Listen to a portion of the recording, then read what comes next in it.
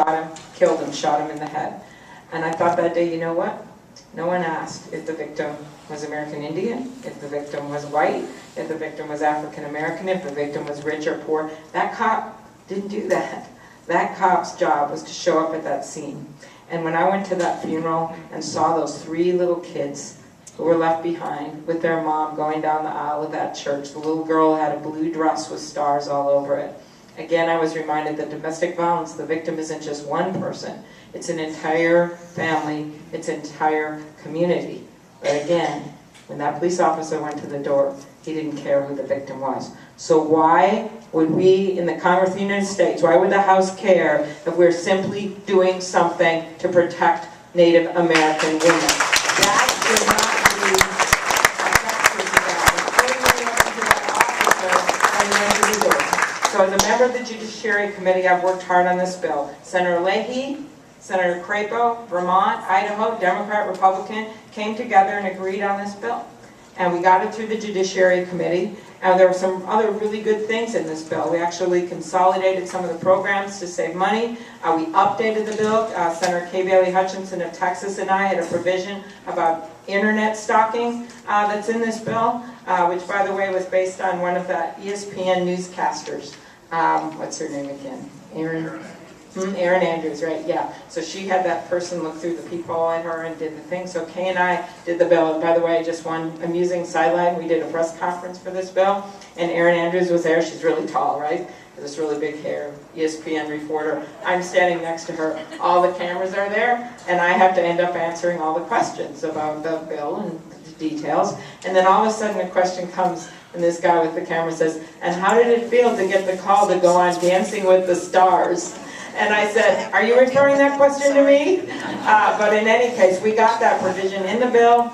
A lot of good things in the bill, including this idea that when we know that half of tribal women, Native American women, are married to non-American Indians, that we simply would allow tribal jurisdictions in those cases. We wouldn't take away the other jurisdiction. We would narrow it to domestic violence cases, and we had a number of other provisions to narrow it. It just didn't seem like that big a deal. Nor did it seem like a big deal to use up some of the immigrant visas for when we have immigrant victims who, if they report it, someone's going to say, "Hey, I'm going to deport you if you report this," and then they're going to be afraid to deport it. That's not what should be reported. That's not what should be happening in this country. Those were the 2 main things, as well as the LGBT provision that were added in that the Republicans complained about. So what I did is I got all the women of the Senate to the floor. There are 17 of us. They can't call us Sweet 16 anymore, right? So there are all 17 of us. We go to the floor. About 12 of us went to the floor, argued for the bill, and in the end, you know what? Including the tribal provision in the United States Senate, every single woman, Democrat and Republican, voted for that bill in the United States Senate. We had 68 votes for that bill, and we need to tell John Boehner and the Republicans that they need to pass that bill and be fair to Native American people. They deserve justice like everyone else. So that is what we've been working on in the Senate. I actually am feeling good about this convention. You know, the Republicans had theirs last week, right? And they were expecting some big bump out of it, I think, some bounce in the polls. Well, they got a bump. Thanks to Clint Eastwood, they got a bump in share sales. Okay? And I would just ask you guys, do we really want to put someone, and you think of all the delicacy of your issues, right, and the international issues that the president deals with all the time, do we want to put someone in the White House on his first international trip as a candidate, right? He goes to London to the Olympics, right? He literally, before he puts 2 feet on the ground, he puts 1 foot in his mouth and creates an international incident, angers one of our best allies at the Olympics. You know, this is not easy to do. In Minnesota, we're a little understated in our state. We call that a mid-stake. Okay? And when he sends out and offshores and outsources all these jobs, you know what we call in Minnesota? We call it mid-management. All right? So you remember these things.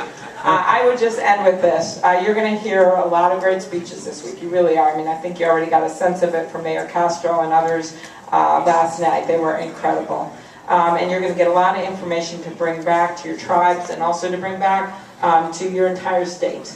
And I just ask that you do that, because this is not an election where we can just stay in our comfort zone. I think you know that. We know this in Minnesota when, we're a state where, what's it Garrison Keillor says? All the women are strong, right?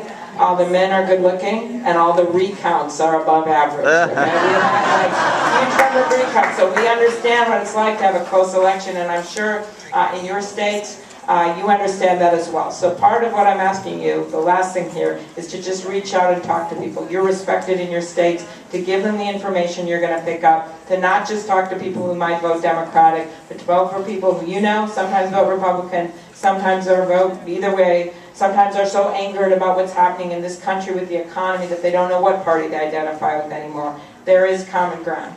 I see that common ground when I was at that funeral for Stanley Crooks. Democrats, Republicans there, everyone respecting what he had done and the great leader he had been. I see that common ground. I live 6 blocks from that bridge that fell down in the middle of Minnesota, right? 8-lane highway in the middle of a highway. You know what our citizens did?